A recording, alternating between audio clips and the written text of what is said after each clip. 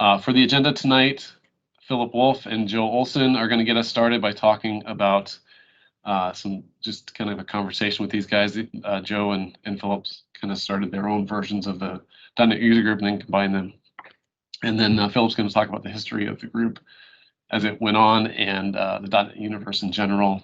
And then we have Scott Hanselman, who's going to join us probably around 6:45-ish and give us a talk on how he upgraded his blog from .NET 2 to the latest version of .NET, which I think is a very applicable talk too for this meeting as well. So, so without further ado, I'm going to go ahead and start the recording. Oh, somebody else already did. So thanks for that.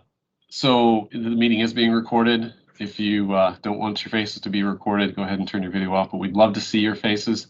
Scott specifically asked that we have people visible. He doesn't like talking to a blank screen. So, and I think I'm the same way. So anyway, Joe and Philip, why don't you tell us a little bit about why you guys got started with this whole idea way back when? Philip, what do you think? What was your motive? Oh wow. Well, I had heard that .NET had just launched or was coming out, and I was, programming VB6 and ASP.NET or Classic ASP at the time. I think like a lot of Microsoft programmers were, and I thought, man, we're going to need a way to spread this .NET information around the community of Omaha. And so I guess at the time I was working at a consulting company, Quilogy, and there were a couple other consultants there. So there were 3 of us from Quilogy who started it up, co-founded. At the time we called it MidNet for the Midwest.NET user group. And so it was Dave Guinan and Wayne Wilkie and myself. And then we chatted with some folks at the Microsoft office, and the Microsoft person who helped sponsor us was Ed Young. And so the 4 of us started up the user group and then had our first meeting in May of 2001. So then, Joe, you kind of did something similar, right? I guess I don't know the whole story behind how it got.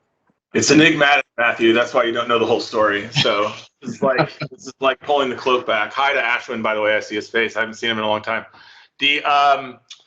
I think I met Phil and Ryan Means at a what was that? There was this old conference they used to have, a tech conference, Infotech. I don't know if they still do that or not. Infotech. But anyway, Infotech had a show, and we had these Omaha.NET pens we were giving out. We had a little booth, and Phil and Ryan walk up, and Ryan basically says to me, like, I don't know how you're starting a group because we already have a group. And I said, well, I don't. Phil's laughing because this is Ryan. Very serious to me. And I said, well, I didn't know you had a group. And he's like, well, we do. And I said, okay. And then Phil stepped up and we started talking, and we ended up joining the thing together.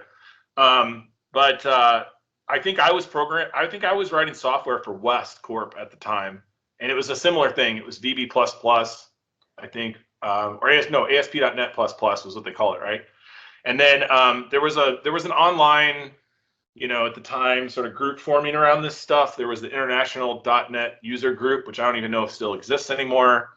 I had been to a conference in Orlando where they were there, and it was a bunch of early .NET folks that were kind of putting together these local groups, and I thought, we should do that. That sounds fun, and that's kind of the way it started. I think there was also an aspect of there wasn't a lot of people.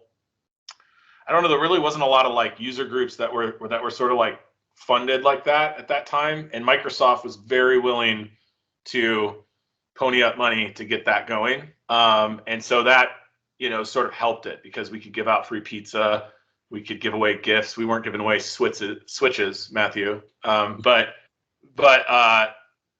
we were giving away prizes. We got to meet the tech recruiters. Those were people at the time you usually just didn't know very well. Like it just, I don't know, the community was organizing, so it's part of it.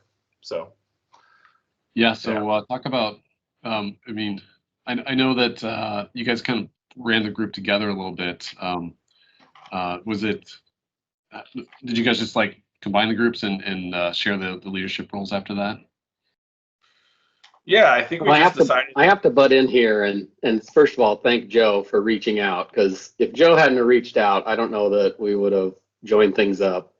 I think Joe can attest that, yeah, I didn't really know what to think. I can remember exactly where I was sitting when Joe called me and he's like, yeah, I have this group and you have this group and we really should put them together. And I was like, yeah, I guess we should. But Joe really made it happen. And so that was great. So, but yeah, getting back to Mac's question, yeah, we did share some of that. Like Joe, tell folks about you just having Jeff Brand's credit card number and just getting us like 20 pizzas every meeting. That's awesome. Yeah, that was back when Microsoft didn't really have any rules. So Jeff Brand was running things. I don't know if he's at Microsoft still. I don't know, but he was running the situation up in Minneapolis, which was our closest office. And so he got sick of us asking him for stuff, and he just said, "Here's my credit card" one time. And then we just sort of like never went back and asked him. And I think because it was just, I don't know if it was a corporate card or what, we just kept running it and it worked. So yeah, so and then that pulled a lot of people. I mean, that was back when, like, if you were a VB6 developer and you could write ASP.NET code, you could make 3x in the market what you were making writing VB.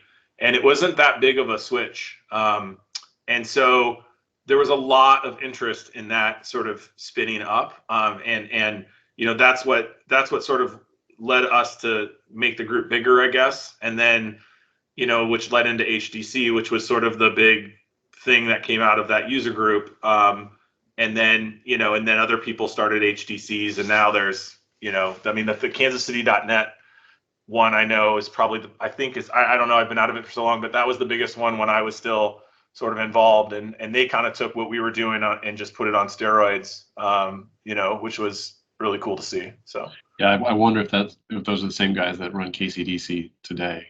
KCDC, yeah, that's what it is, right? Okay, yeah. That's a pretty decent conference. Yeah, good stuff. So Joe, I don't know when you stepped out of the group. I know you've like been a part of the group for a long time, but you kind of stepped away at some point. And then Philip, did you take over at that point? Or I think Joe went more full time with his company and with HDC, and then Joe had the connections that got us to meet at Creighton quite a bit. We used to meet at Creighton and Old Mill. Yeah. Yep. And that was a perfect location. It got people from downtown and west, and Joe would work on a lot of the coordination of food and location, and I would try to get us a speaker or two speakers some nights. But yeah, that's how we split it up. And then I think at some point, Joe stepped away and I ran it for a little bit solo. My wife affectionately says that she was the first lady of the user group, because I was the president of the user group at that time. Then I think at that point I had a good run, and then I think did you take it over, Matt? Yeah, you asked Brian Swiger and myself if we wanted to run the group, and you gave us the advice that you should really have two people to run the group. Yeah. And I think you probably learned from the overhead of doing that, and that was a great idea. So then Brian and I ran it together for I think 2 years, and then Brian Swiger stepped away, and then he ended up moving to Florida, so he's not in Omaha anymore. But still, he's a good friend of mine. And then I asked Brian Olson to take Brian Swiger's spot, so then I didn't have to relearn someone's name, right? So it's easier that way. And so I think that was 2008 is when I took it over. And then I think, Brian, you joined in 2010. Was it around then? I think it was about 2010. Yeah, probably about there. Yeah. So over the course of these 20 years, I think we've had well over 200 meetings, which is pretty incredible. So a lot of content.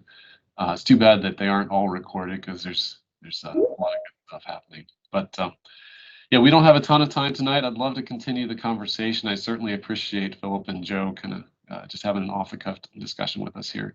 But I want to make sure that we leave time at the end. So any parting thoughts, guys?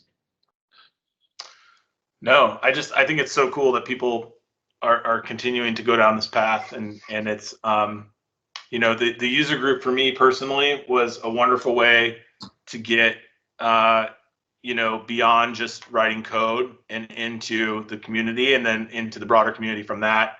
I think HDC was also a vehicle for that. That conference is still amazing. KCDC is awesome. I saw there was just something in the chat to sign up for that. Everybody should do that. Yeah, it was a good. I think a lot of people. I was talking to Don Felker actually this morning, which for anybody who's been in this world for a while remembers his name. But there was just a bunch of people that sort of came through that at that time and utilized that for a lot of different things to get their careers going and to up level and to, you know, move into different things. I know a lot of developers that became architects. I know a lot of architects that became developers. I know a bunch of designers that became developers, and vice versa. And, you know, people that were SQL admins that became, you know, analytics people. And I just think, you know, this is a really cool way to get exposed to those types of folks doing different things. Yeah. And creating those relationships allows you to get that exposure. It's cool that it keeps going. So yeah, no, I always tell people that the .NET user group has been a super great experience for me, not only professionally but personally, and I'm very thankful to Philip for giving us the opportunity to do that, and for both of you for setting it up in such a great way, and then turning it over to us in such great shape. So it's been fun to steward it over the last few years. But I appreciate it, guys. Philip, I'm going to turn it right over to you, and then you can roll right into your presentation. Great, thanks. Any final words? So yeah, go ahead. Yep, I echo everything that Joe said. It was a great experience, and I also then want to give props to you, Brian and Matt, just for taking it for the last 10 to 12 years. I remember, Matt, when you took over with you and Brian, like, you just had a renewed energy that you put into the group, because I remember the group was doing coding contests and uploading code to run on a server in a sandbox with a specific amount of time. And it's like, I would never have time to have done all that. But I think that, you know, for a time with the user group, that was amazing to get more people, you know, connected and involved. And so you guys have done a great job just running with it and keeping it going and alive. So thank you both for what you guys have done, and just hundreds of hours into it. So thanks. Yeah. So yeah, I'm going to go ahead and I think that's plenty about kind of the history of the user group. And as I was thinking about this, I was thinking, what could be more fun than to review 20 years of .NET? And so I'm hoping that this can be kind of interactive. So please, everybody, open the chat.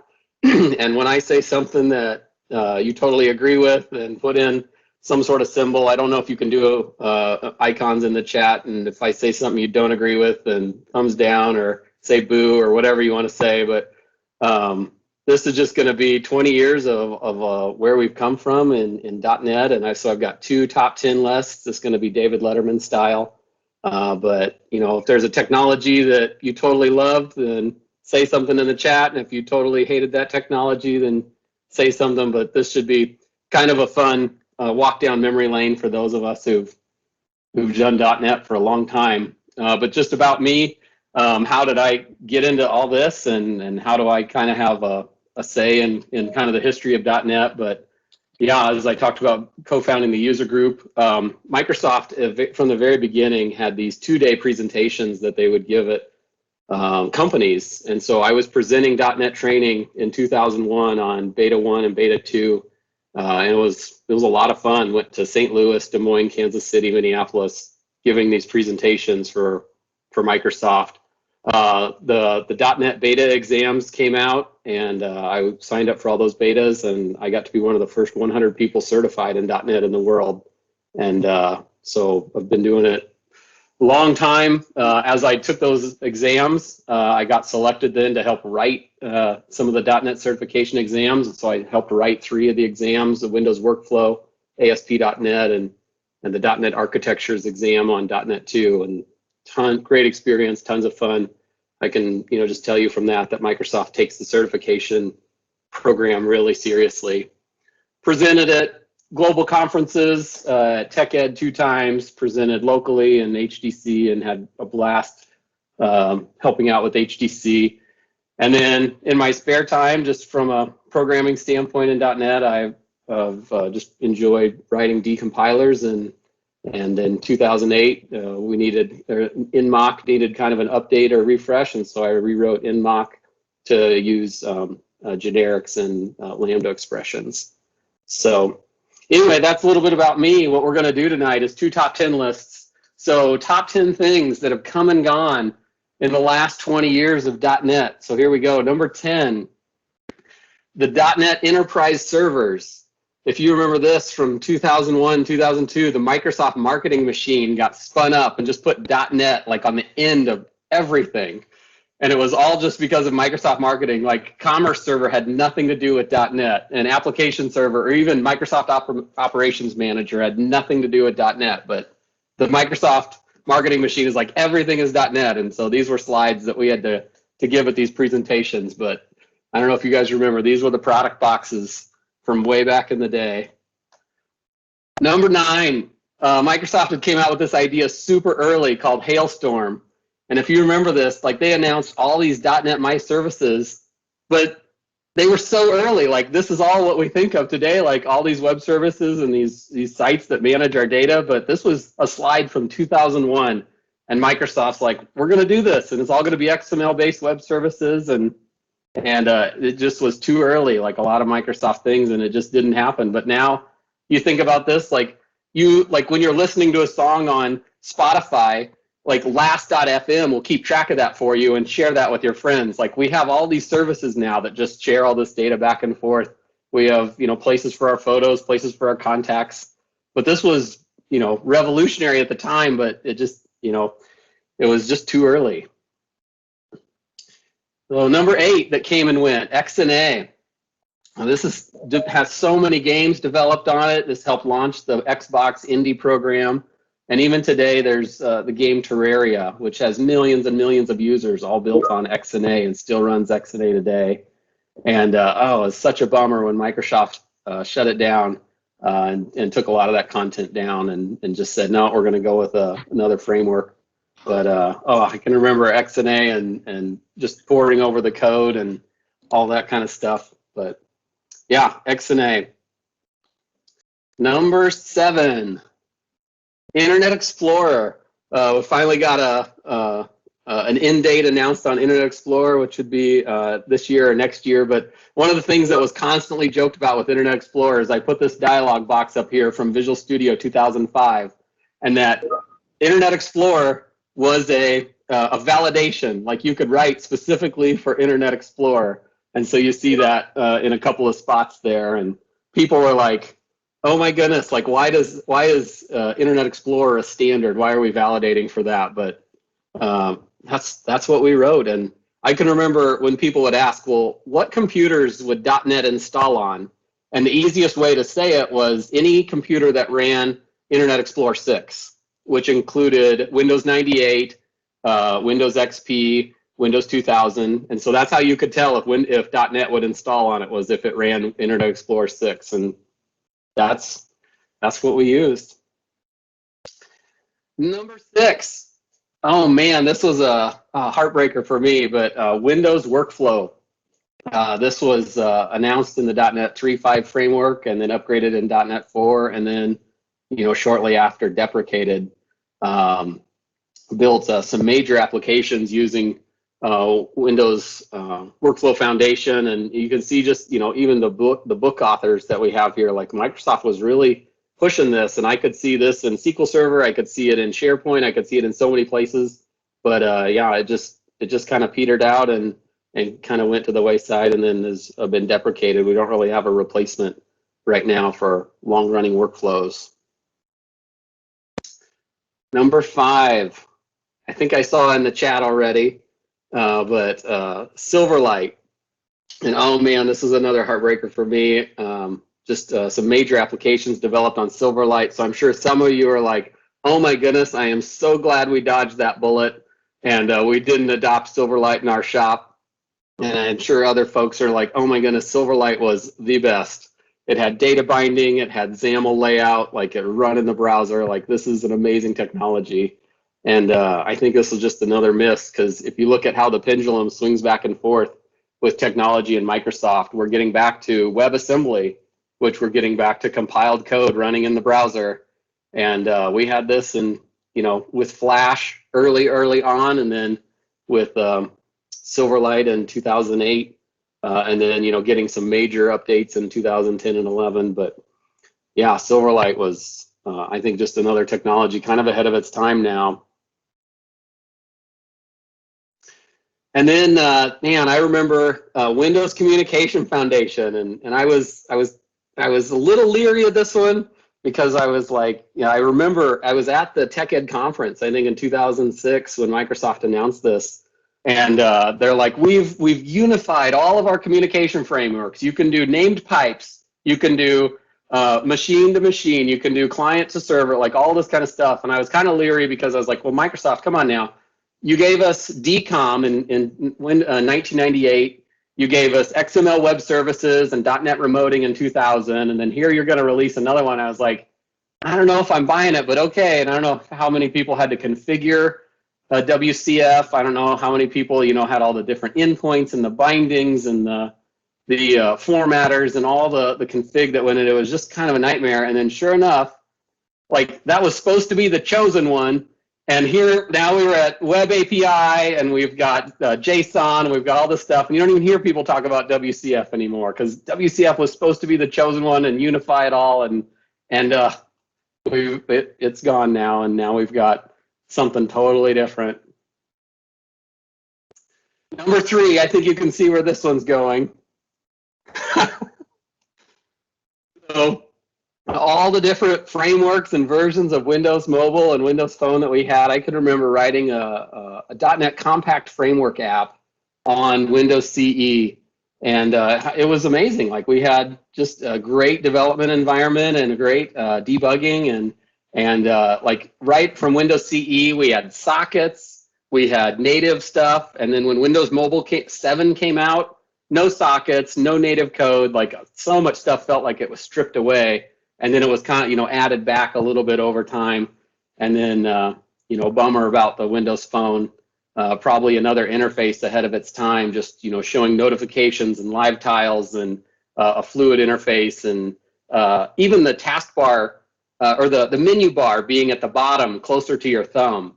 I don't know if anybody's checked their Amazon app lately, but in my last Amazon update for the app, Amazon moved the whole menu bar to the bottom closer to your thumb now. And it just feels more and more like Windows Phone had, from 2012. And so I even see Android apps, kind of following that model and putting that menu, the icons down at the bottom closer to your thumb to navigate easier. So I don't know. It's too bad for Windows Phone, in my opinion. And then getting closer, number 2. Oh man, MSDN magazine.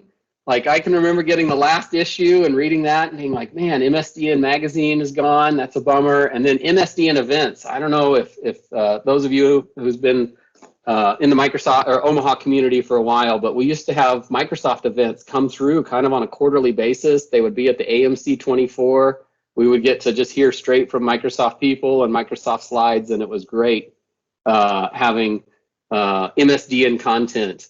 And that's, kind of been dropped here in the last 10 years. And even the MSDN CDs, I don't know who can all remember getting those MSDN CDs every month, and maybe you got a couple for your office. But, getting those and seeing what was on there, and not having to download the 500 meg ISOs and burning them, we could just get it right off of the CD. Oh yeah, you can see the giant binder that we had for MSDN. So yeah, just one thing that I will say about MSDN, I was able to work with the Safari team on Apple when they were building Safari, and they constantly said, we want to have our browser work just like the MSDN documentation. And I thought that was just such a neat thing for Apple to aspire to. They just realized that the MSDN documentation was top notch, and they just wanted to have their browser work just like that. And number 1, this is kind of a bummer, but all those early communities that we would have all visited and learned from, and so going out to got.net and going out to Codeplex, and then even when Microsoft kind of discontinued the the blogs.msdn.com/b, where they'd had all the blogs of different engineers on the Microsoft side. Like, yeah, those were just great communities, tech ed conferences, the MSDN Code Gallery. Two, though, that I put at the bottom that are not gone. ASP.NET, still going strong, which is great, and Channel 9, which has been around since 2002, 2003. Always been a great source of information and videos and interviews and things like that. So, yeah, all those early communities, shame to see them go, but that's just the progress of our industry and the internet. So, well, thanks everybody for keeping the chat going. We're going to switch to, oh yeah, sorry, some honorable mentions. They probably just didn't make the top 10 list, but just some things that I remember. Some weren't totally, software technologies. There are a few hardware pieces in there. I had to go find a link to that top right corner with the MSDN downloader.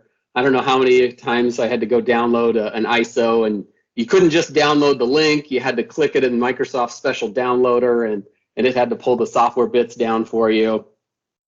And yeah, so, and then the one I put at the very top is one I just had to go dig up, but I don't know if everybody remembers Astoria when Microsoft announced you're going to be able to run Android apps on the Windows Phone, and that was going to be the Android bridge that kept Microsoft Phone going, and you're just going to be able to use the Android App Store, and I don't even think that ever got a public release. It was private preview only, and so we never got to see how Microsoft was intending to do that. But and then at the bottom of that first column, the Windows Internet Toolkit, the mobile Internet Toolkit, I can remember seeing that for the first time and writing WML, because all the phones that we were demoing were all Nokia flip phones and whatnot. And so you had to use a certain markup language to get, the contacts list and the different apps into that Nokia flip phone. So now I'm ready to switch on. So now we've gone through kind of the top 10 things that have come and gone. Now let's go through just the top 10 things that have kind of stood the test of time and are still with us today. So number 10, MSDN documentation.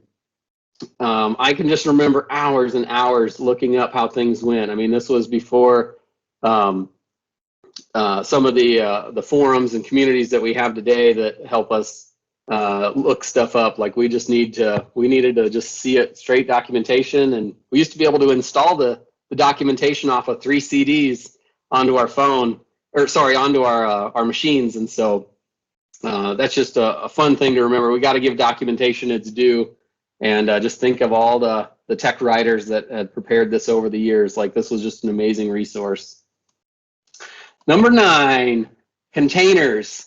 So this has been kind of a fun one to remember. I don't know if you remember back to the very first .NET 1 and .NET 2, you had to have the front page server extensions installed into IIS, and that was how you deployed.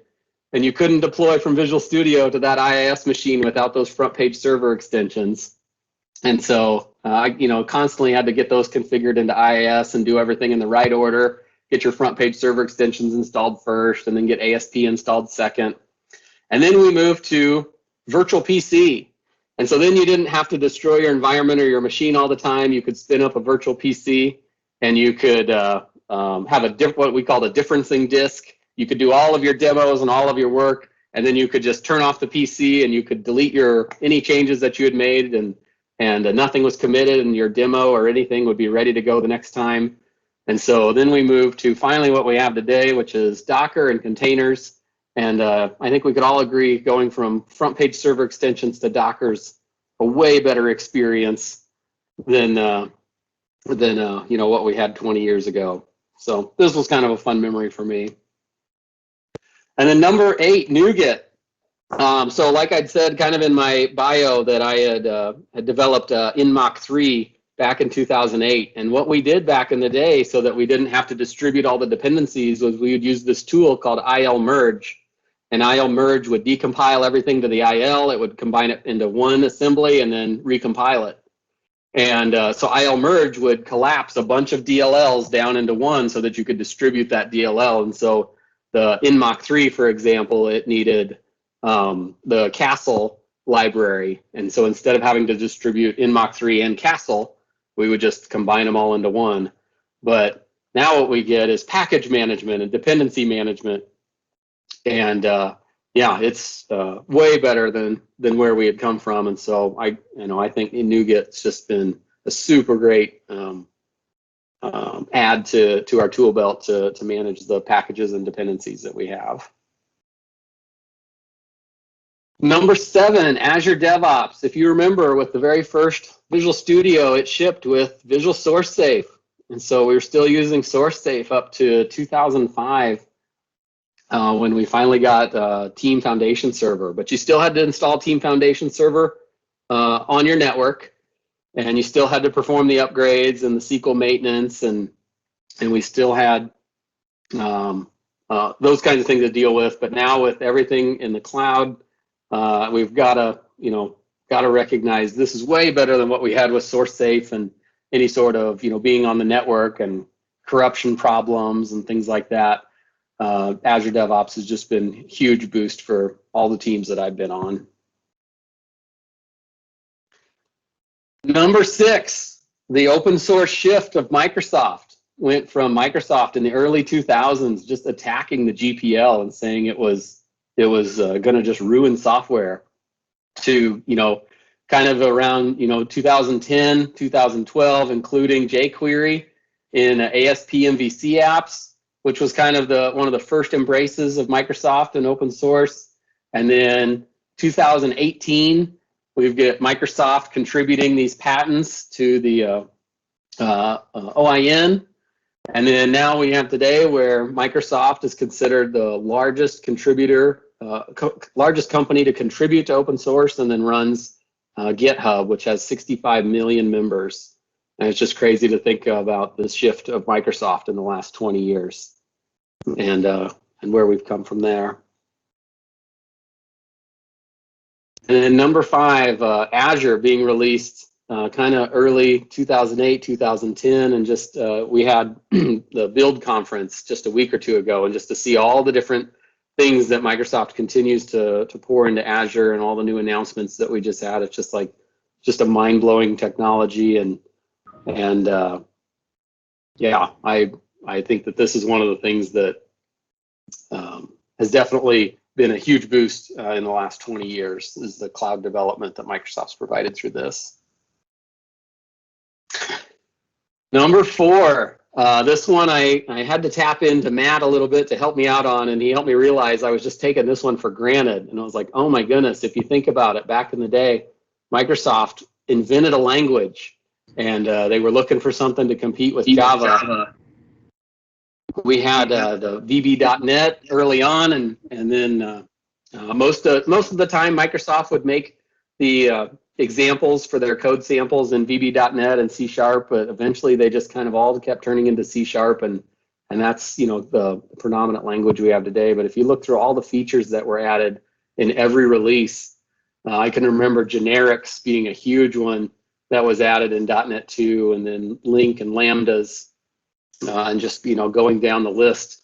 It's just hard to keep up with the keywords and the syntax that we've got in the C# language now. But just fun to think about where this has come from. Just kind of the very first release, all we had was just managed code, memory management and type safety. And now we're getting up to just huge productivity gains and just less and less code to write as we think about how far this has come in 20 years. Number 3, change the background a little bit.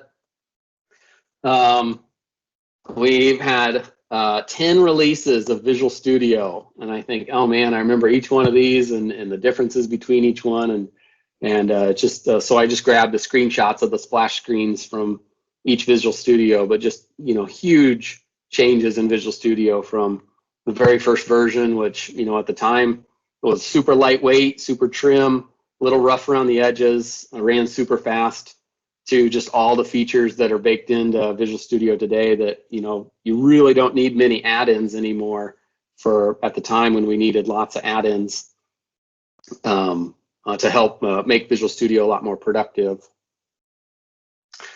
All right, getting close. Number 2, I don't think we would be anywhere without the .NET framework. And when you think about the .NET framework, you've got the runtime, you've got MSIL, you've got the just-in-time compiler, you've got the common type system, all the different languages that we have support. And so what I decided to do was go through, just make a calendar of the last 20 or 22 years and just look at all the releases that we've had. So I have beta releases on there.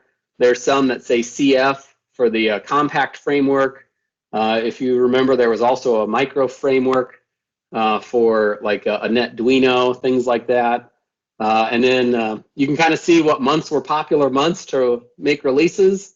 And then as you get down towards the bottom, you can just see how the pace has increased. We have so much more visibility. You can now go get a preview version every month if you wanted to get a preview version just to see what the next version of the framework looks like. And I thought, man, this is just really cool to see all the different releases that Microsoft's come out with and all the different frameworks that we've gotten to be able to work with over the years. So just tons of fun. And then last but not least, the number one top 10 thing that we've kept throughout Microsoft and .NET for the last 20 years, I would have to say is you, the community. And as I thought about this presentation, this is really just how I wanted to end because I'm just thankful for you all and the Microsoft community. If you remember back when this thing, .NET had started up, there was the Java community process. And it was super slow, and Java was just having a very hard time making changes and keeping up. And the Java community process was just fighting with each other about how to change the language. Back in those days, if you remember some things about Linux, like there were certain kernel maintainers that were just rude and obnoxious to the people in their community trying to help develop Linux. And I just, I can just honestly say all the conferences I've been at and all the places I've been able to speak, like the .NET community has just always been a stand-up community.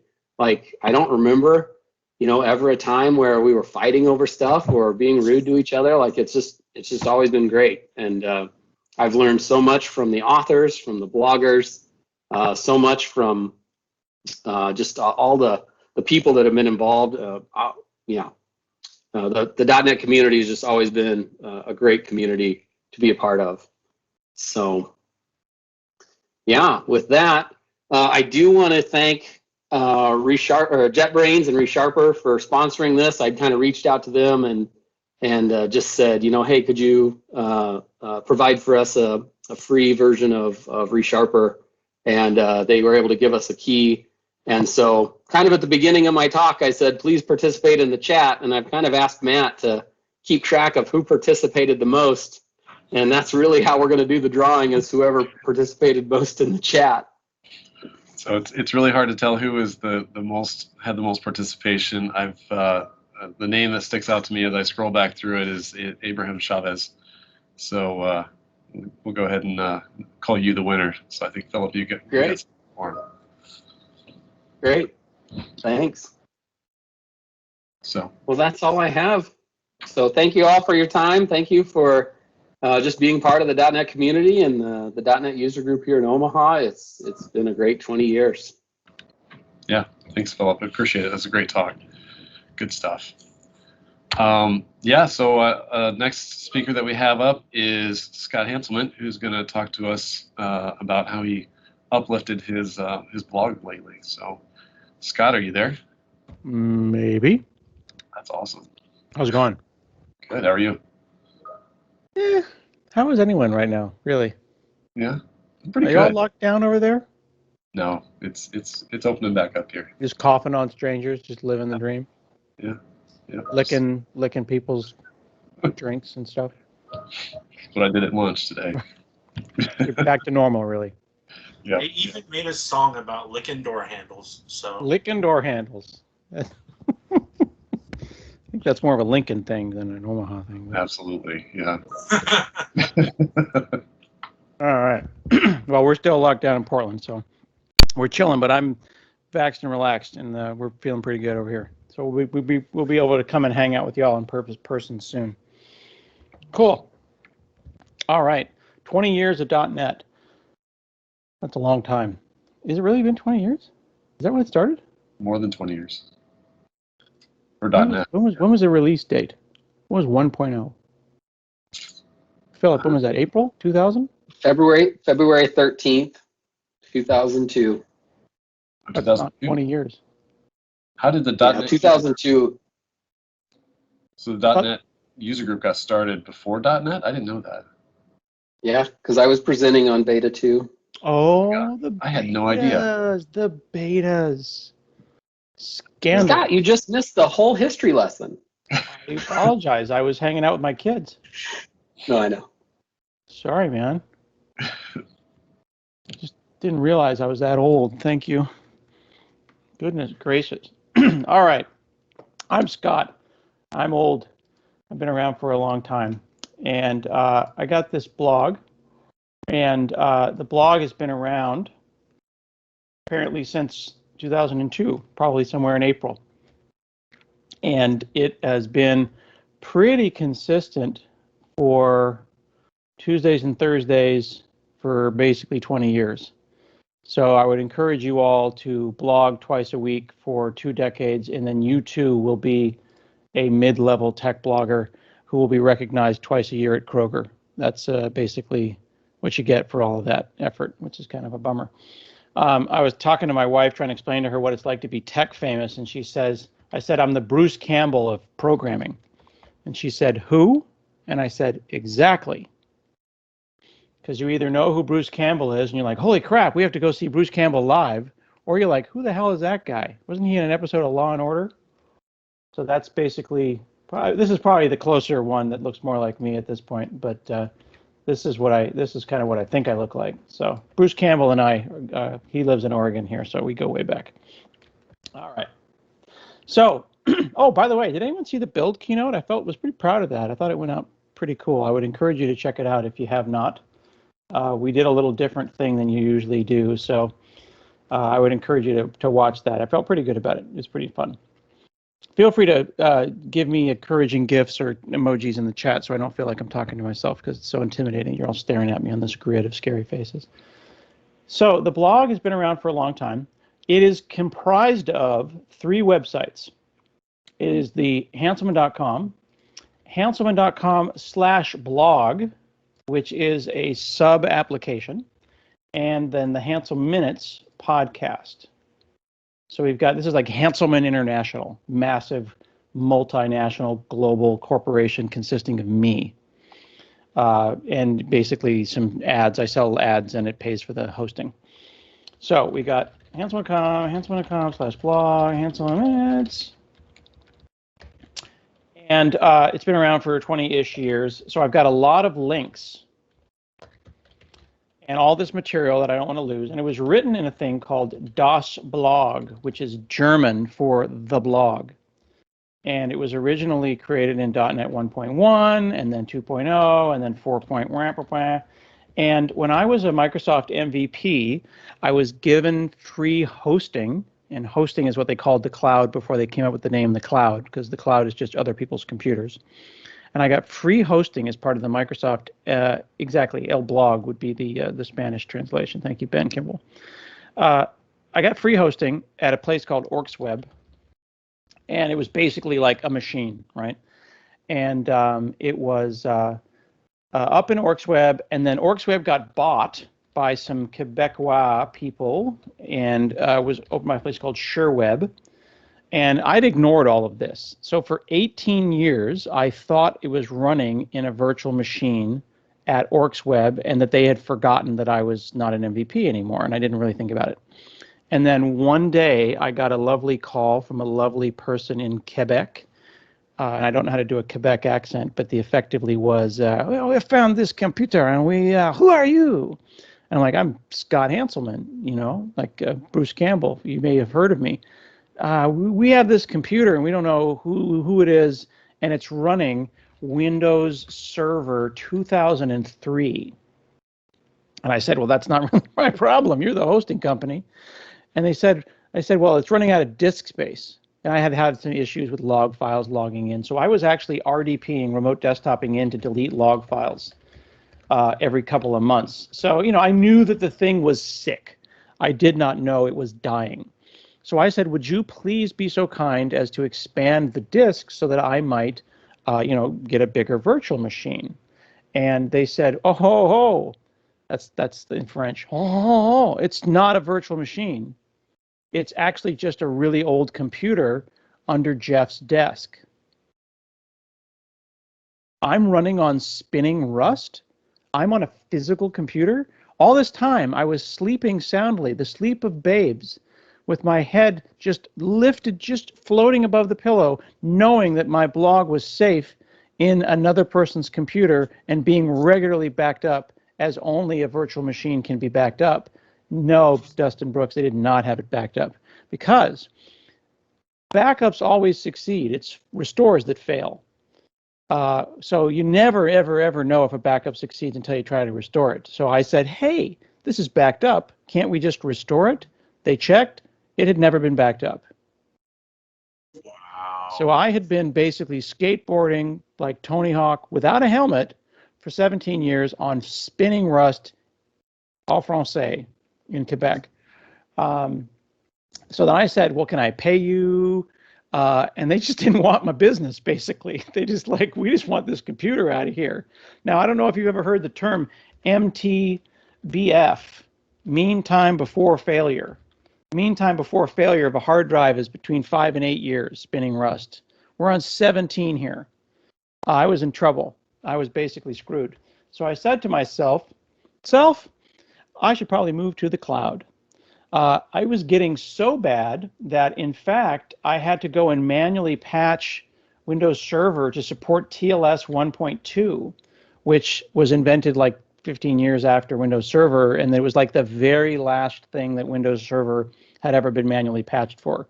So, yes, Stephen Lichtenberg, I am not just very lucky, I'm living a charmed life, because otherwise we'd be digging my hard drive out of archive.org. Which is not fun when you're like tweeting your followers, hey, did anybody get last week's blog post because I lost it?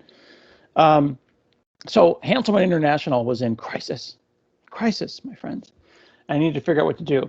But there's a whole process here, right? So what do I got to do? I've got to get to the cloud. I need to think about SSL certs. I can't break a link. I need to ask myself about operating system. I want to ask myself, is this an IaaS, infrastructure as a service situation, or is this a PaaS situation?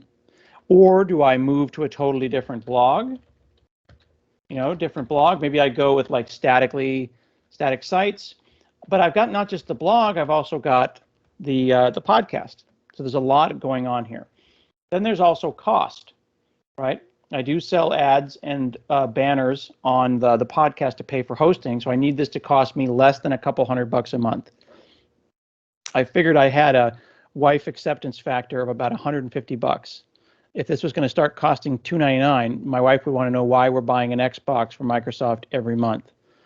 She barely tolerates the blog now, and if I was actually paying for it, it would be a huge problem. Yeah. Jeremy's saying they should have mailed me the drive. Yeah, I don't know if you're allowed to mail Rust in the mail, but it would have been a pretty nasty thing. Murphy's Law would have had me, if I unplugged those drives, if they stopped spinning, they'd never spin again. That's what we're talking about here. I mean, I think we all know that you just don't piss the machine off, don't look at it. But as soon as you observe it, then you've got a Schrodinger's hard drive situation, and that drive's never going to spin up again. So I went with core principles, and I did the simplest possible thing first. If we sort these systems in complexity, Hanselman.com is effectively brochureware. Hansel Minutes is 5 or 6 pages, and Hanselman.com/blog is a non-trivially sized app with some notoriety. So I went and looked at Hanselman.com first. It was written in MVC Razor Pages. Okay. So let's go over here to our friend Windows Terminal, and we will go over to the Hanselman section here. Beep, boop, bop, boo, doo, doo, doo. Boom, look at that gorgeous prompt. Isn't that scrumptious? I got my Git logo, I got my current branch, I got modified stuff, I got the current version of .NET right there, and a glyph of a human heart, because why not? Because if you make a mistake or whatever, it'll actually turn red if error level equals 1 of the previously called item, which is hot. Cool. So in here, I'm going to type code dot and bring up Visual Studio Code. I could certainly do this in Visual Studio as well. Do either one. Razor pages are my favorite thing for simple websites. They're totally simple. And moving them from ASP.NET MVC3 to .NET Core Razor pages was really, really, really straightforward. What I ended up doing was basically making a fresh, am I in the wrong folder here? What's going on here? I was making a fresh project and then just copying my pages over. Okay, so these pages here are automatically a slash whatever, so slash podcast, slash privacy, slash speaking. And then index with Razor pages automatically becomes the default. I got some kind of weird extension going on here. What's going on? Disable that real quick. Hang on. I'm working on some stuff for work, and the stuff that I'm working on for work is mad at my my VS Code here. Okay. This index one automatically becomes the root. And I'd already come up with a layout page here under shared. So this was literally just copy pasting over from before. And then what I ended up doing was looking up that one thing for render body. So now we've got a layout page, an outside page, and then whatever pages go on the inside. I'd paid a gentleman named Jin Yang to go and make my actual look and feel of the website. So if we go back to here and we hit like /about or /speaking, this outer part of the menu is pretty static. On the home page, there is some active content where I'm looking at the blog, I'm talking to the blog. I did not realize this in 2002, but I was actually doing microservices. This app calls over to the blog for the list of current blog posts and then current comments.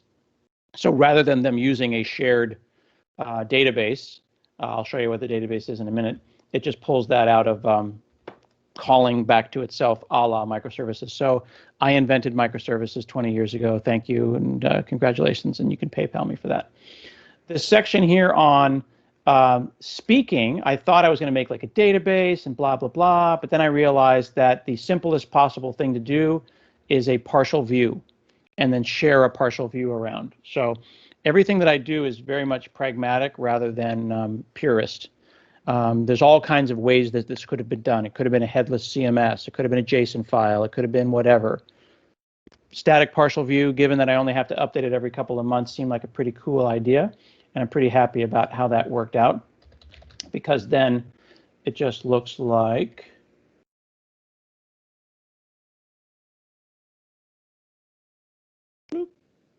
nice and clean. Razor pages don't get enough respect. I know that Blazor is the hotness and MVC is a thing that I taught for a number of years, but for a real simple page, you really can't do much less than this. Now, here's where something really significant happens, both philosophically and technologically. URL management, right, is a thing. You can't just go and convert these things and break a URL. I'm shocked at how many people switch from blog to blog and then they just, whatever, I'll just pick a new URL scheme. I'm obsessive about it. And I would say that some of my success as being a tech blogger has been never letting a page 404. 404s, that's a viewer who's never going to come back. There's someone who Googled for something, they found the wrong thing. So remember IIS, okay? So you have Windows, the operating system, http.sys, the kernel mode HTTP driver, IIS, the executable, which is actually called W3WP, the W3WP, what is it, W3WP worker process, but we'll just say IIS, the Windows IIS. And then that would go and run ASP.NET, ISAPI, blah, blah, blah, blah, blah, right? It was a whole dance, remember? Back in the day. And now, it's either like this, or it's like this. So why would I pick Linux over Windows? Well, cost. It's 30% cheaper. But I like to develop on Windows. I like Windows fine. I'm not changing my like of Windows as a client operating system. I just think it's more than I need on the server. So I picked Linux for cost reasons. But I had intellectual property in the IIS world. Maybe some of the old timers will remember these. Who remembers this? Okay, it's an XML file filled with this is the worst of all worlds. I mean, we thought this was the cat's pajamas back in the day, but literally you're taking regular expressions and XML and like putting them together and then truly convincing yourself that it's chocolate and peanut butter. It's like two of the worst things ever invented. This couldn't be worse if it was YAML and regular expressions. But it was finely tuned. It had worked. I have had this working just fine for 20 years. Do I go and rewrite all this crap and make it work? No, I say nay, nay. Turns out that there is middleware included with ASP.NET Core called IIS URL rewrite. It is not well understood. It is not well respected, but this is pretty freaking cool. There is no IIS involved at all. IIS has nothing to do with this. It simply loads the XML file as a declarative expression of URL management and parses it, the IIS be damned, and consumes it and sets up redirects for me automatically. Isn't that cool? But how would you explain that? It's so subtle. It's so complicated. Like IIS isn't involved anymore, but this is a file format that I don't want to convert into another file format. The nice thing about this is there is also one called mod rewrite, and mod rewrite is the same thing except for Apache. So for those of you who may have Apache systems or IIS systems, now you know that this is a really nice path to move those systems over to using Kestrel and running in containers and doing all kinds of stuff. That saved me probably 3 weeks of messing around. It wouldn't have been hard. It would have been tedious. You're talking about individual rules, debugging them, off by one errors. I just sucked the entire thing in, which was just scrumptious. Otherwise, I would have had to go and do this and then test every single one of those rewrite rules and convert them. And some of them are pretty subtle. So I thought that was pretty fabulous. So I went and I took this, the default startup.cs for any Razor page, copied the pages over and went to business. But then I also turned on a couple of other interesting things. And these are things that that people who've been doing this for a long time and maybe you're getting into the new world of Nginx and Kubernetes maybe aren't familiar with. How many people are familiar with, tell me in the chat, the X forwarded for and forwarded headers for running things behind a reverse proxy? Yeah, John is into that. Ben's like, yeah, a little bit. So here's the deal. We've got this, which will map to an Azure app service. An Azure app service should be called Azure Websites, but I don't know why. This will map to one. And here's where it all goes to heck. That is its own app service, but it's going to think that it's running under, Hanselman.blog.azurewebsites.net. So then you get into the whole, well, what do I do with this path? Do I have to, like, every single time that I generate a URL, I have to add this little bit here? It's running at the root of a website. It believes it's running at a root of a website, but it's actually a lie. So it's behind Azure Front Door, or you could do Cloudflare. But Azure Front Door is actually one of the most useful and least understood Azure thingies that are out there. And they just lowered the price by like 60%. So Azure Front Door is the new hotness, and we want to talk about that. So it's behind Azure Front Door. As such, Azure Front Door sets some things like ASP.NET Core forwarded headers and will automatically let you know about known networks, known proxies, and what the forwarded headers are, and I did a whole blog post about this at the blog, hanselman.com, and search Azure forwarded headers, bloop, ads. Dealing with application-based URLs when hosting ASP.NET behind reverse proxies, blah, blah, blah. Subtlety, yada, yada, yada. Bam. Magic. That's the hard-coded version. And here is the not hard-coded version, which is use forwarded headers and be smart. And then really smart reverse proxies like Front Door will use those headers, and they'll allow you to go and configure that. And then you can just say, use forwarded headers. That allowed me, if we go and look at the Azure portal now, logging in, AFD, to go to Azure Front Door.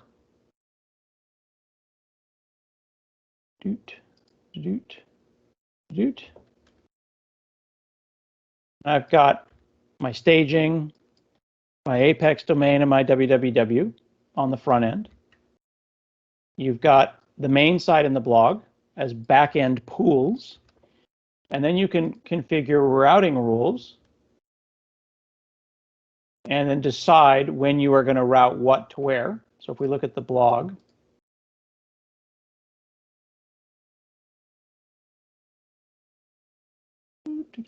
where's my /blog here?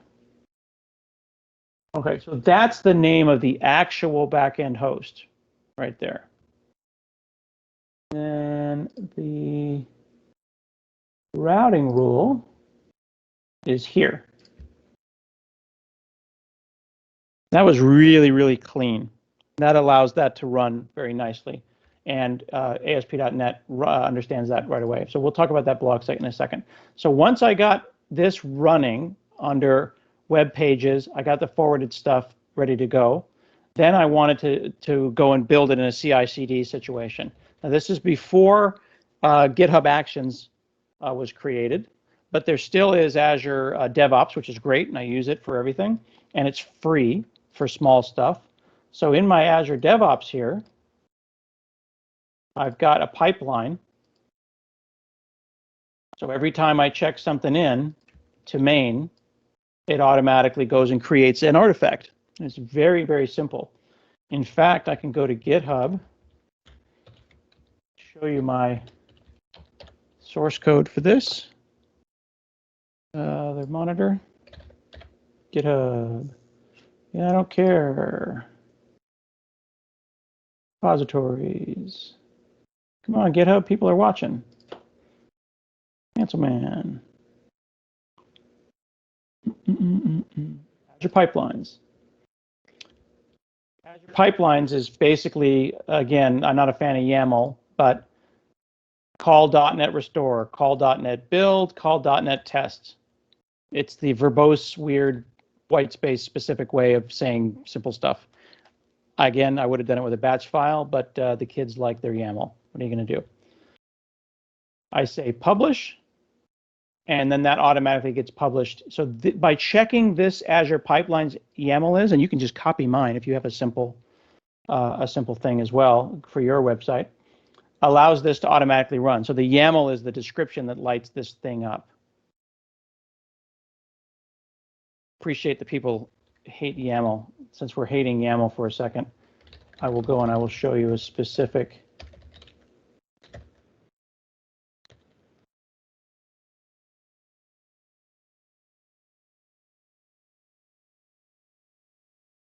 This is not valid YAML, and I have absolutely no idea what's wrong or which thing to indent. They're trying to show me lines to make it easier. I just feel like I'm spelling. It's like when you learn an English word and then you can't spell it right, even though it looks right, but it doesn't look right. So I don't know. I never ended up getting that to work. So continuous deployment is super, super easy. And by putting it on a Linux app service, this brought up a really important point. I want to be able to say .NET build and have this application run in both Linux and Windows. So this is Windows. We just proved that it ran. You can see that I've got .NET 5 in the current folder right here. I'm going to go up here to the menu. I'm going to hold down Alt with one finger while I click on Ubuntu. That's going to bring up Ubuntu on the other side here. I'm going to go into the same folder and I'm going to say .NET Build. Oops. And now I can make sure that I can test to see that this application runs on both Windows and Linux, because it will ultimately run in Linux in the future, right? So that's cool. So then I can close this Visual Studio Code. I can come over here and I can type code dot in Ubuntu, which is going to launch the Windows version of code, but it's going to open WSL. You see it says opening remote down here. Now it's downloading all the Linux support, and it's split Visual Studio Code in half now, where the front end runs in Windows, the back end runs in Linux. When I do something like app dot, when this thing fires up, there it is, see that? That IntelliSense? That IntelliSense was provided by Linux, by the remote system. So we're running Visual Studio Code as a client-server application, where the language server is the thing that provides coloring, syntax highlighting, language services, autocomplete, and things like that. That server runs on the Linux side. So if I open up a terminal here in Windows, that's in fact Linux. Make sense? Everybody with me? Your brain should explode, but it is good. Brian in Manchester agrees. Cool. So that is pretty nice. Once I got that working, literally I just made a new app service, called it a Linux one, deployed it, and now it's 30% cheaper. So that's cool. One of the things that I did that I thought made this even cooler is if you look at the very, very, very bottom of the blog, I added this.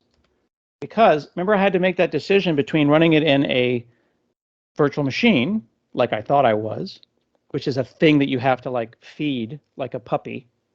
Like virtual machines are great until you have to run Windows Update on them and SSH in and run apt-get update and all that kind of stuff. So here I wanted to, up level a bit. I don't care what the operating system is. I just want it to run. But I do care what the version of .NET that I'm running is. Now, if we go over to our portal and we go and look at Hanselman, Linux, config, general settings, you can see it says minor version here, major version. It just says .NET 5. They're automatically putting those security updates in there. So now it's on the runtime 5.0.6. That's something I would have had to manually deal with myself, right? I would have had to think about if I had still continued using if I had still, what am I trying to say? If I had accepted the responsibility of dealing with the runtime, I decided I wanted to get out of the operating system business, and I wanted to get out of the secrets business. What are you saying about my secrets? There's no secrets here. I'm confused. What is Marcus saying? Notice that I actually have a custom plugin for Chrome and Edge that actually blurs out my application IDs. So you can come for me, man. You're copying my hidden values from where? Yeah, man, I hide that stuff. Knock yourself out. See? It's blurred. It's blurred, baby. In real time. I'm awesome. Cool. So, brain fart. What was I talking about? Yes. So one of the things we did is I wanted to put at the bottom of each of my pages not just the version of .NET, but I wanted to add the git commit and the build, because you know how you don't mess with a site for a couple of months and you forget. You forget what was on that site, right? So check this out. I know that the blog is running .NET Core 3. I decided to make the blog I decided to make the blog LTS, a long-term support version, and I make the podcast and the home page because they're simpler .NET 5. When .NET 6 comes out and it's LTS, then I'll move everything to LTS. LTS is long-term support, 3 years of support. I can click on these commits now and go directly to the line of code and the day that I last put that up. So I can see that the last commit to the blog was November of last year, and I can see the actual log that it occurred. If I go to Hansel Minutes, which is the podcast, another website, go all the way to the bottom, running on .NET 5, you can see the commit and the build number. I can go and click on that commit, and I can tell you that on March 7th, I made a change and I updated my Google Podcasts stuff. That's really increased my confidence level about what the hell is going on my particular production site. This is a great hack for anybody. And if you manage a production site, then what you can do is either put it like this, where it's out in the open, because I don't care, or just say if running as admin or if logged in as IT boss, show it. So then that's how Stack Overflow does it. They actually have timing. So if you work for Stack Overflow and you log into Stack Overflow, you'll see page timing and performance statistics output in that main page. I've got the details on that, surprise, on the blog. So we can go and put in git hash commit. And what we do, adding a commit hash and a build number and a build ID to your website like this, you can actually just ask .NET for the current framework description, and that right there will give you .NET 5.0 point whatever. And then the commit actually expanded app info, so the DLLs themselves carry the git commit hash with the DLL. This really increases my confidence that I know what's running in production. And then the build ID also sits alongside that app info, and I use it to build a URL because I take the build ID at the time I'm building it in Azure DevOps, stick it inside of there, carry it along for the ride, and then I can pull it back out at runtime, which is pretty sweet. But then the git hash is actually appended to the informational version number. Isn't that nice? Ah. Pretty good, pretty good. You guys are still going on about my secrets. Kids, who do you think you're talking to? God, handsome man. I'm just playing. I can't see you because I'm just looking at your text, so hopefully you get the joke. We can all play like that. Sometimes you mess around at user groups, and then everyone's having fun with the joke or whatever, and then you feel like you actually hurt someone's feelings. Just playing, promise. Cool. What am I doing? Yeah, I've completely lost my train of thought now.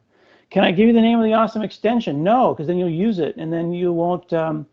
It's called Azure Mask, AZ Mask.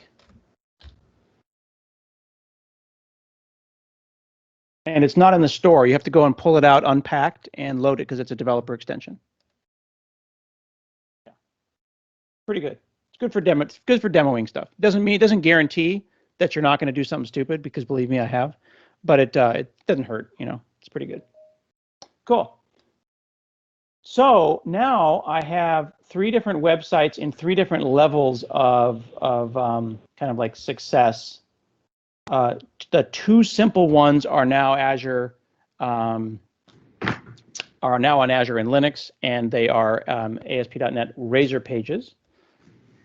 This podcast one is interesting because it uses a third-party service. Somebody unmuted, want to say something?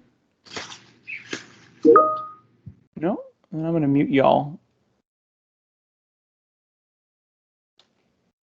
Okay, cool. Feel free to unmute if you have something you want to say. I like the feedback and I like talking. Cool. So all this data is coming from a third party. So I'm using a third party to store that. So there's no database per se. There's a thing called Simplecast. So if we open up the Hansel Minutes website, what I've got is this Simplecast URL that I go and call, and I pull out the JSON. So basically it's an HTTP GET. However, when I'm going and doing that, how often do these podcasts change? They change every Thursday. so I can cache this for a long time.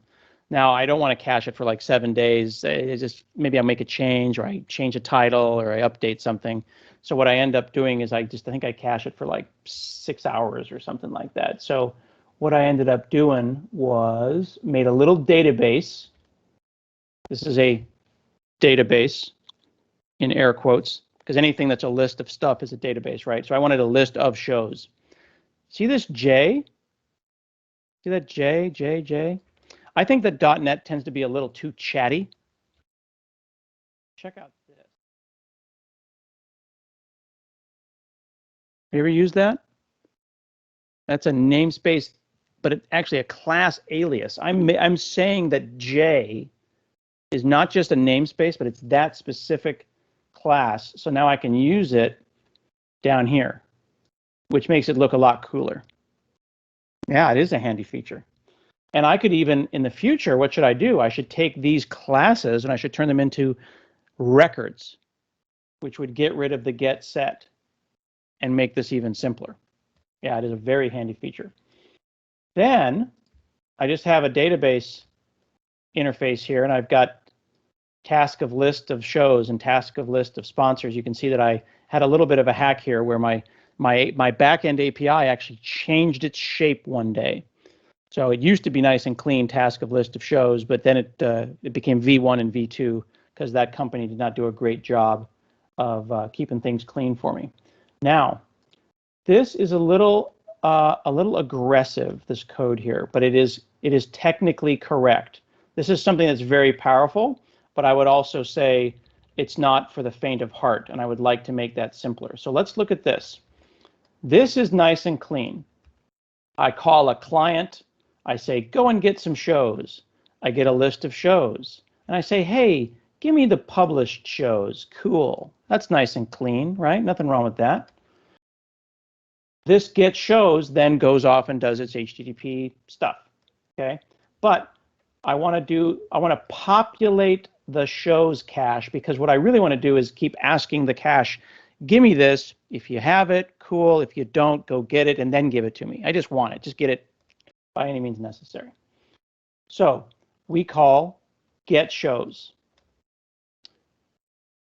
This is where I think .NET's weakest thing is, because it's hard to explain that to a newbie. It really is, right? It's an expression of a theoretical function that returns a list of shows, but it doesn't really return a list of shows. It returns a task that promises me a list of shows later. So if you go and say, oh, it's a simple func of task of list of shows, then your brain explodes.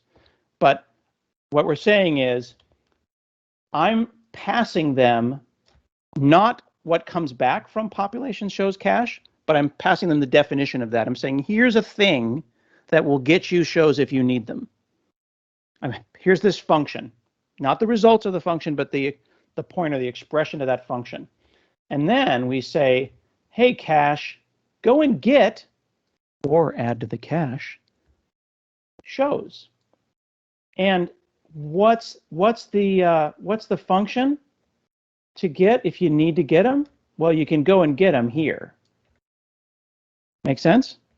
It's a really, really nice pattern. It's just ugly. That's pretty funny. Okay.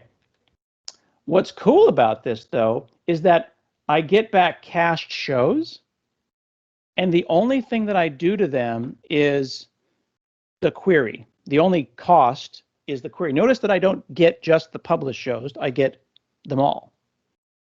Because I might have something cached from a couple of hours ago, which is every show I've ever done, and I want that moment, that time when it's like, a new show just came out, to happen, not because the cache expired, but because that's now a time that is passed. So that's very nice and clean.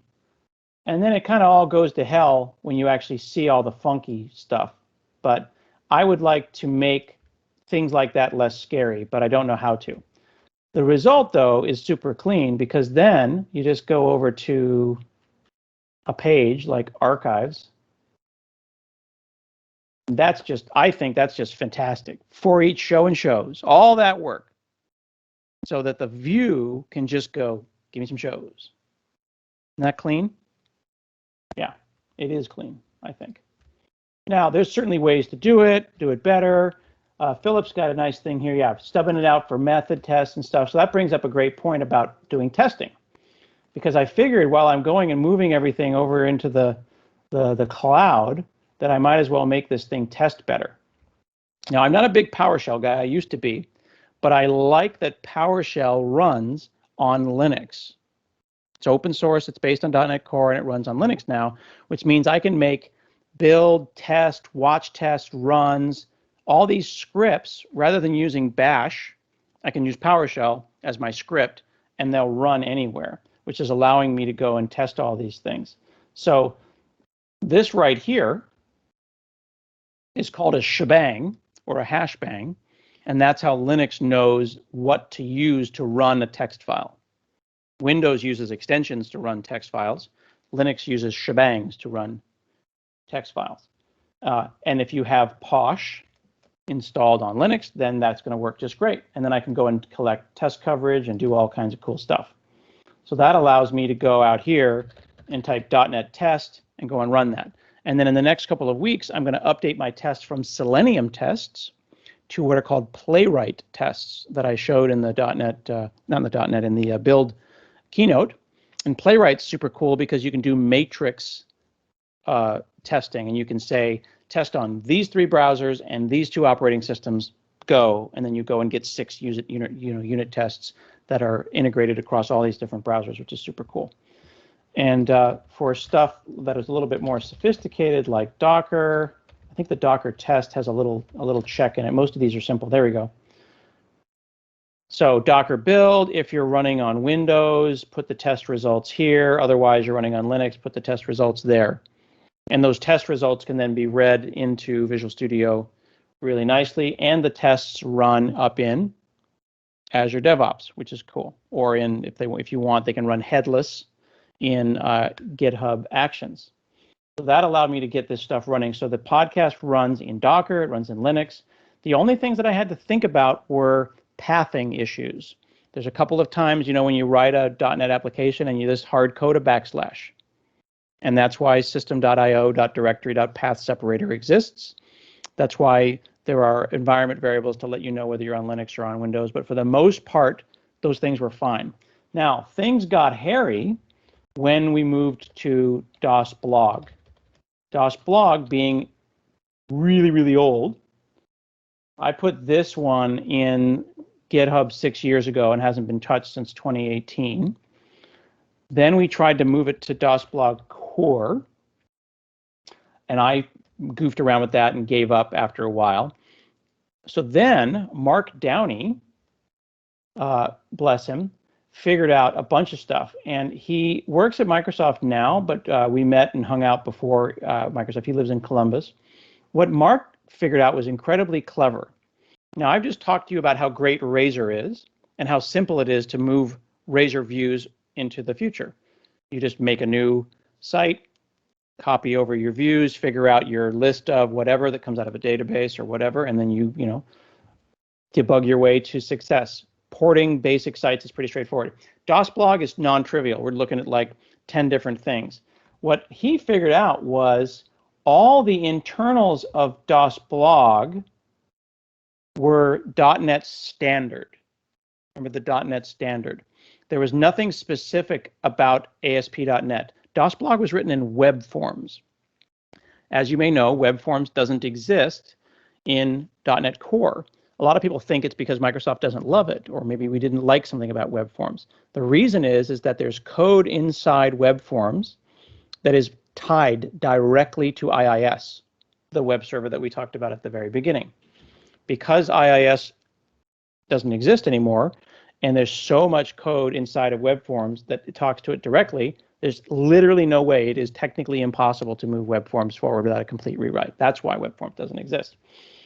But, and you can say web forms ew, but let me tell you, web forms brought Visual Basic programmers and non-web programmers into the future. So it was definitely gross, but it was genius for the time. So the historical context and power of web forms should not be misunderstood. What's exciting about what Mark figured out was all of the non-UI bits of DOS blog had nothing to do with web forms. They were passing around lists of stuff, lists of blogs and lists of comments and things like that. So he converted all of those things, and then he looked at the original DOS blog source code. So this is old web forms. And we made some themes. DOS blog was unique 20 years ago for its theming engine. Here's what an item template looked like. Okay. Those were called bee stings back in the day. It's an angle bracket and then a percent and then a tag and then a percent and then an angle bracket. What exists now that could potentially allow us to move these things forward? Any guesses? Tag helpers. Mark had a genius idea to make the front end of DOS blog, the new DOS blog, use tag helpers. So what that means is he was able to bring the entire back end over by just thinking about pathing and issues like that. And then he rewrote from scratch the front end as Razor Pages. So if we look at that same exact thing, we just went from a .blog template to a .cshtml. We open one of them up. Look how clean this is. Just drink this in for a second, my friends. I mean, that's just beautiful. Those are custom tags. What this meant was I was able to copy my ancient blog templates directly over and go through each of the percent bee sting things and find the corresponding tag helper and bring that data forward. So then you might say, well, you've not mentioned your database, Mr. Hanselman. Where is your database? Well, my friends, buckle up, because you will be both offended and impressed at 20 years of blogging.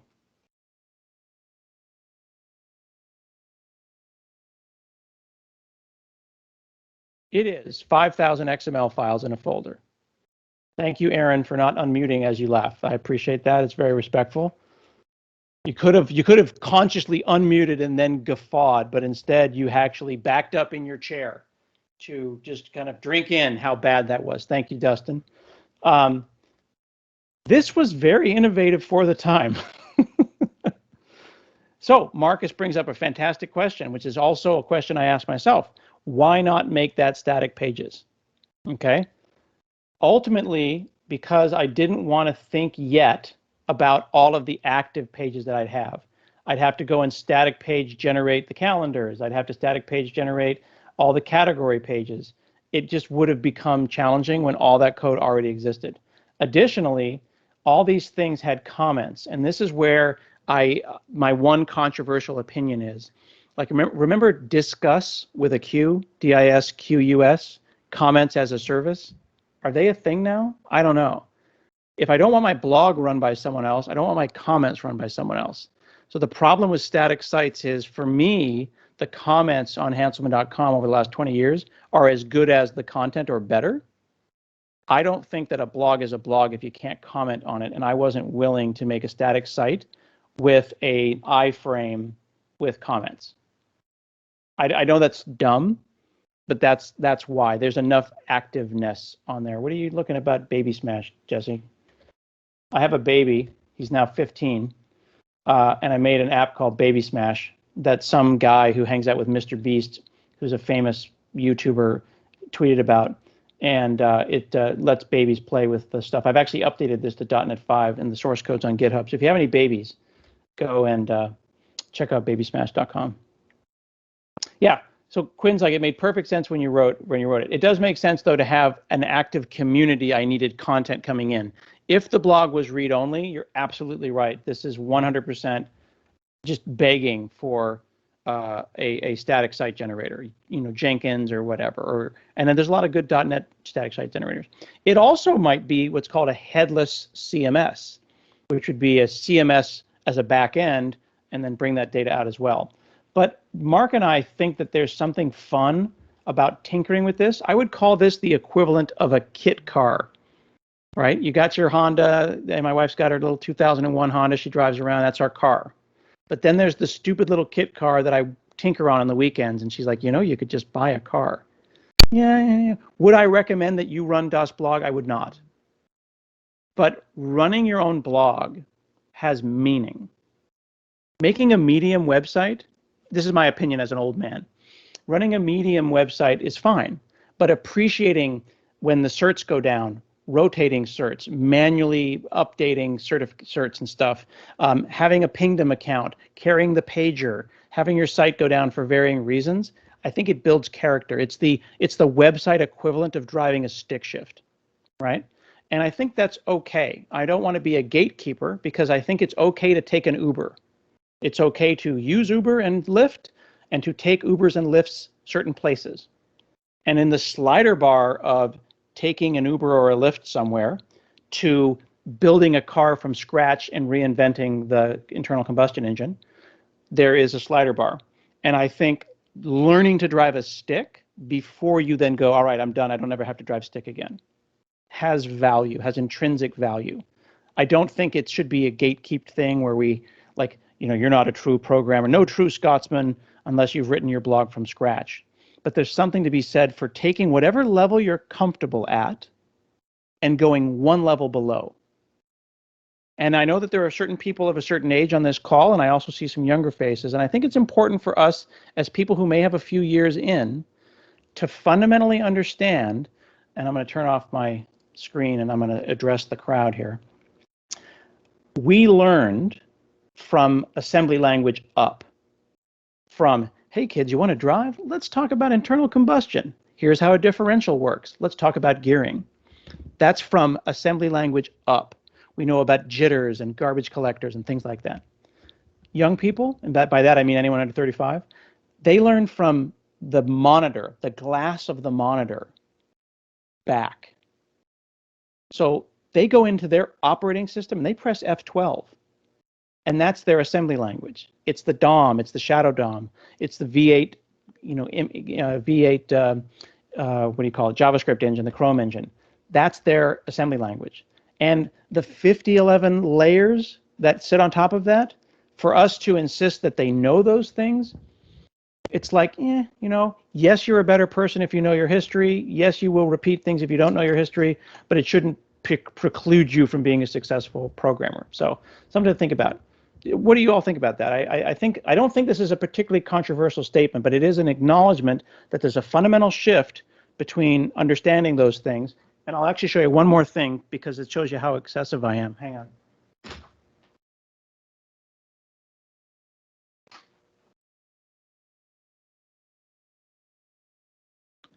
This is a 6502 processor done from 7400 series chips. This is Ben Eater's build a PC from scratch, right? Build an Apple II on a board with flip-flops.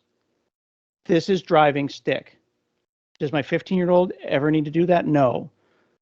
But I'd really kind of rather my 15-year-old not make a Squarespace site. So I'll have them make a basic web page in Visual Studio Code. We'll put it up on a static site, maybe a GitHub site, and then I'll let them do it. Make sense?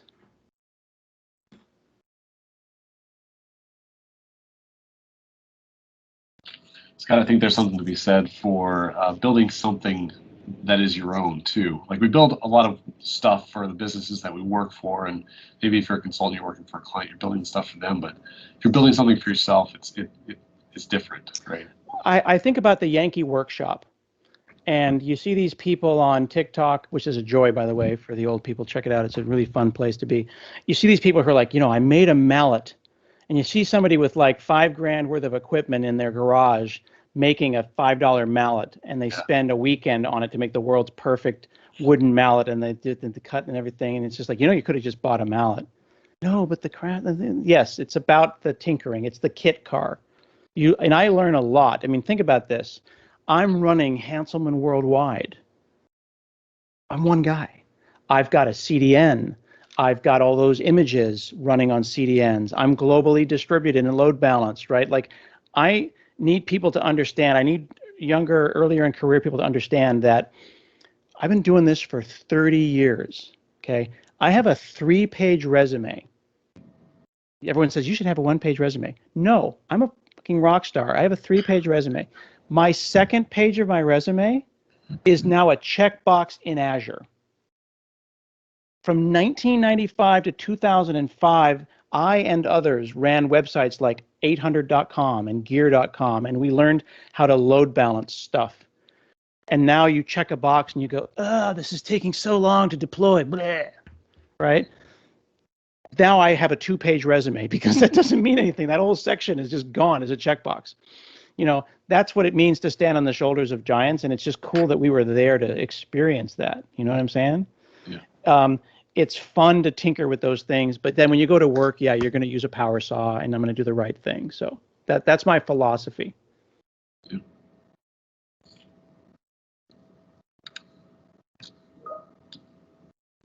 Oh, actually, one other thing. GitHub did a thing recently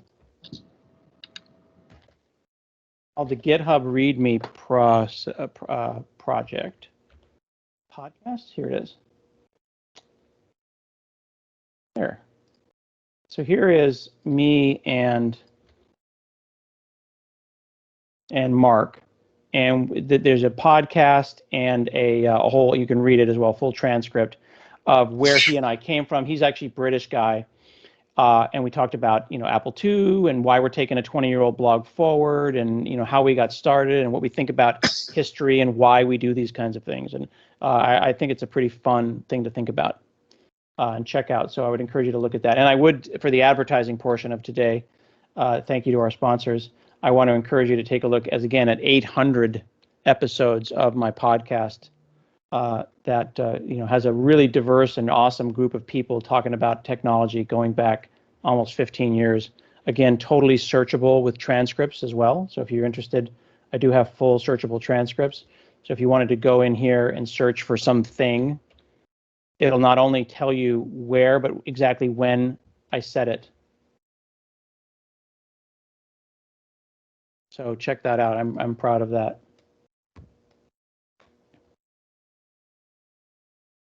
I'm curious. I love that a lot of you kept your cameras on.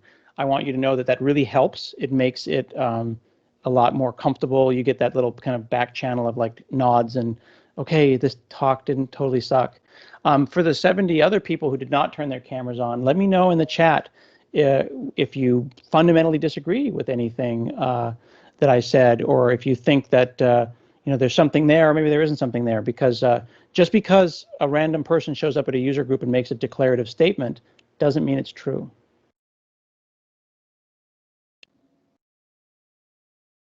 I got a quick question for you, kind of an obscure reference.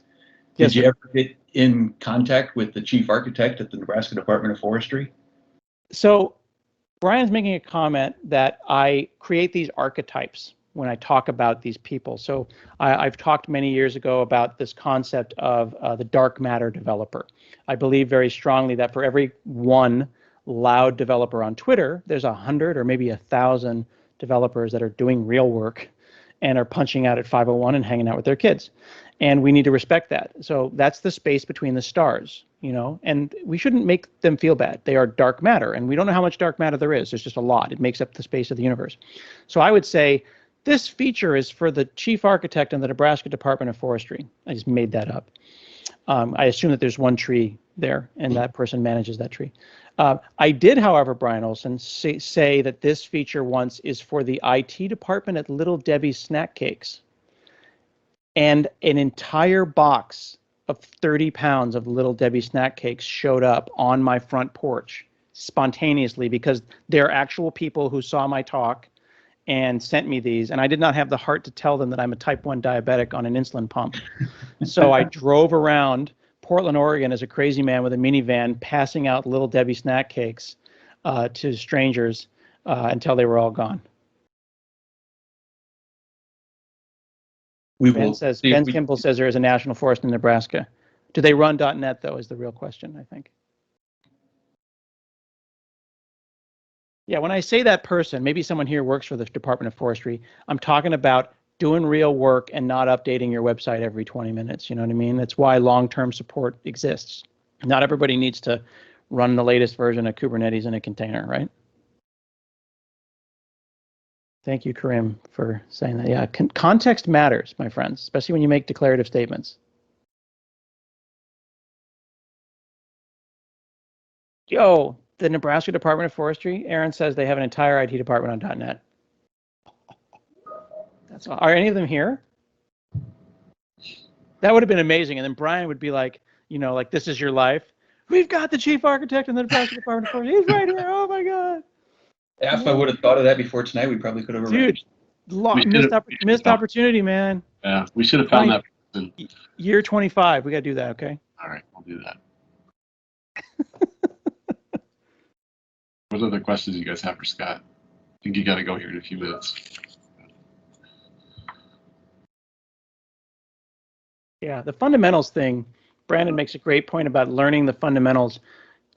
The thing that I am starting to realize coming up on my 30th year of coding is, like, there's a ton I don't know, but holy shit, I know a lot. And it's random stuff. And I talked to my dad, who's coming up on 80. Holy crap, he knows a lot. Just stuff, just random stuff. So when early in career, I don't say junior anymore, but an early in career engineer on my team has a problem with carriage return line feed in Git, and he boogers up their Git thing, I'll say to them, what's a carriage and where is it returning to? And then we'll have a lovely 1-hour conversation about what a typewriter is. Yeah. And how the carriage return line feed codes were invented to physically control typewriters when that was a terminal, when the word terminal means the terminal end of something and there was no monitor, there was only a typewriter on the end of it. And then I ask myself, why in 2021 are we still messing with carriage returns and line feeds when no one uses typewriter anymore? And they'll say, wow, that was a funny story, old man. You lost? And I'll say, no, but it was a fun time to talk about it, though. You know, I've become that person, old man who shakes fist at cloud. But I think that those stories will get told and get shared because there's a reason for everything. There's a reason for everything that was done. It grew organically. JavaScript is not the language we deserve, but it is the language that we have. But every time you think that something sucks about .NET, let me tell you, I was in the meeting and I know why it sucks. It was a reason. We're not just idiots.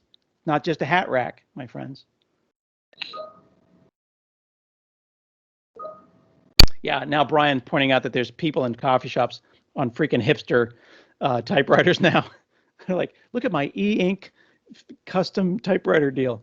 Now, of course, I'm saying that as a schmuck who's got a Remarkable 2 e-ink paper device here, and I justify it by saying it's more, environmentally whatever than paper, which is bullshit, but still fun. Yeah, we're giving one of those away at the end of this meeting. So. Are you serious? Yeah. Holy crap. Okay, Yeah. I just did a YouTube. Check my everyone subscribe to my YouTube, please. I just did a YouTube comparison between the books BOOX Onyx 10-inch e-ink display and the Remarkable 2 on my YouTube like 2 days ago. So whoever wins that is going to be loving it. They're really fun devices. I was trying to show it. I'd probably get disqualified. Oh. Can't have two of them, I guess. Right? Yeah, you shouldn't have shown it. Yeah, they're great devices, aren't they? They're fun. All right, Yep. I have to go to Taekwondo, my friends, so I have to leave you. But I would like to know. Text me later and tell me who won the Remarkable 2, and then watch my YouTube. All right, we'll do that for you, Scott. I appreciate you stopping by. It's good. Thank you, Scott. Thanks, Scott. Good stuff. Thanks, Scott. Thanks, Appreciate it. y'all. Thank you. Be well. All right, guys.